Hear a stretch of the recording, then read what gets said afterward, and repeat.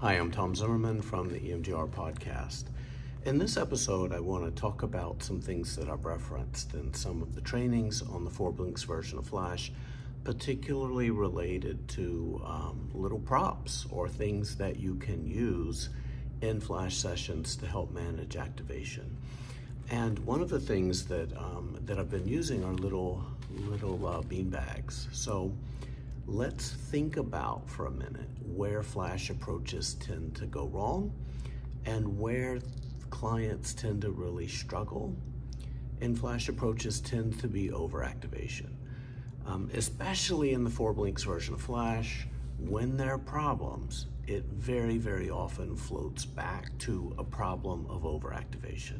Too much memory content coming in too quickly, or coming in at a rate or an intensity that's beyond the client's ability to easily push out of awareness so that they can experience the calm scene and give all of their attention and focus to the calm scene. So we don't know a lot of times how long the client is glancing at the memory when they're glancing at the memory. It could be a quarter of a second, it could be 4 or 5 seconds. We're just saying very quickly, think about the memory, right? And in this version of Flash, one of the things that can help is to have a timer. And I like to use these with clients who may have struggled overactivating the first few times that they checked the memory in the past. And it does really help manage activation. So this is a timer that's going to let us only glance at the memory for a moment.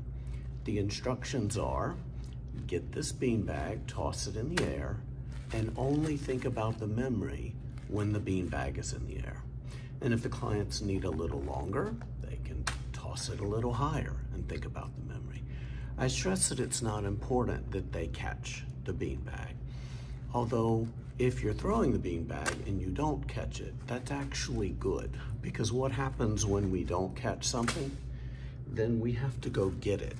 And going to get it is also a pivot away from the memory. So if it bounces off their hand and falls on the floor, they're gonna pivot away from the activation, they're gonna go get the beanbag. Now, what I'll often do is, I may do this also with clients that really struggle to visualize things. So they may struggle visualizing exactly, things going into the container as we do in the 4Blinks version of Flash. They may struggle seeing that stuff go into the container, seeing the container close, see it go out of your awareness. If we throw it up, they think about the memory and then they can just toss it. Okay, so this thing, and you can do this anyway. You can toss it this way, you can toss it into a wicker basket. The point is it's sending the message. Whatever it is I was thinking about when this beanbag was in the air, I'm now gonna loosely associate with this beanbag and I'm gonna get it away from me, I'm pushing it away from me. So this tends to be pretty helpful. And again, if Flash approaches give us the opportunity, really for one of the first times in 130 years since Freud told us that we had to have catharsis in order to heal.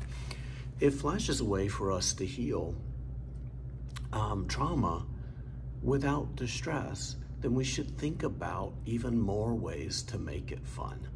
And if the ways we're doing to make it fun also help us manage one of the core problems in it, then that's only better, right? There are other ways that I use beanbags, and really quickly, since I've thrown them all over the place, let me get them. Is this. So in the 4Blinks version of Flash, the conceptualization of it is that the blinks, the only thing the blinks do is split your 30 seconds of exposure to the calm scene into 6 5-second exposures. In the script, it says the client can look away, they can look at a post-it note on the wall. So clients who have eye irritation issues, who may struggle blinking that many times, and they may be blinking hundreds of times in a 40-minute Flash session. What I'll do is I may line up beanbags on the table next to them, Okay, I'll just put them on the table next to them. And instead of saying blink, I'll say the color. So I may say blue. And when I say blue, the client just stops looking at their calm scene, because in this version of Flash, the disconfirming information usually is in the form of a video that's playing on a TV in my office or on a laptop screen. So I will say the color, yellow, right? And then they just look at the table, see the yellow beanbag, and then look right back at their video. That shift of attention, of which the blinks do, shift of focus away from the calm scene toward a motor movement, and then back to the calm scene, creates another exposure to the calm scene. So spread out beanbags, different colors, have to say a color instead of blink. Clients look at it, they go right back into the calm scene.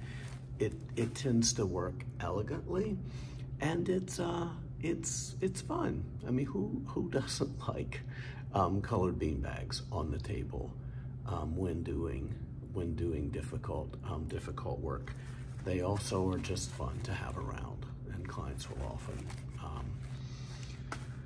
just engage with them even when we're not doing trauma work. So thank you. I hope some part of this was helpful. Be in touch and let me know how it goes. Thank you.